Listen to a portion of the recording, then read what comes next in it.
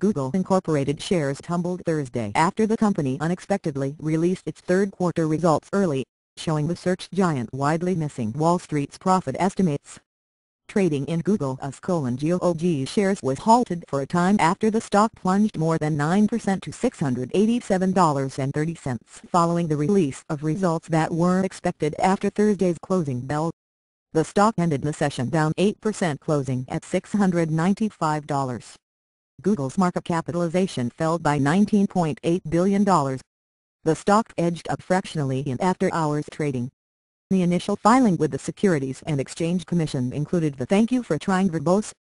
This recording will go away once the product has been purchased" line, pending Larry quote, apparently referring to Chief Executive Larry Page. In a call with analysts, Page apologized for the scramble which the company said happened after Ardani Hardy, the company's financial printer, filed our draft 8K earnings statement without authorization. "We have ceased trading on Nasdaq while we work to finalize the document," the company said in a statement, saying it would release its full report once it's finalized. BGC Partners analyst Colin Gillis labeled the early release an unprofessional move, which created panic in the market. "Thank you for trying verbose. This recording will go away once the product has been purchased."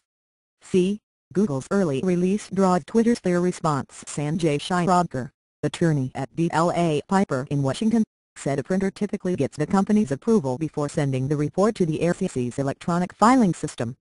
"It is up to the companies and their service providers such as Ardani to make sure the process is followed," he said, noting the kind of error seen in Google's case is rare. The Mountain View, California-based company reported a third-quarter profit of $2.18 billion, or $6.53 a share, compared with a profit of $2.73 billion, or "Thank you for trying verbose. This recording will go away once the product has been purchased." $8.33 a share, for a year earlier period. Revenue, minus traffic acquisition costs, was $11.33 billion, up from $7.51 billion in a year earlier period. Adjusted profit was $9.03 a share. Analysts were expecting an adjusted profit of $10.63 a share, on revenue of $11.39 billion.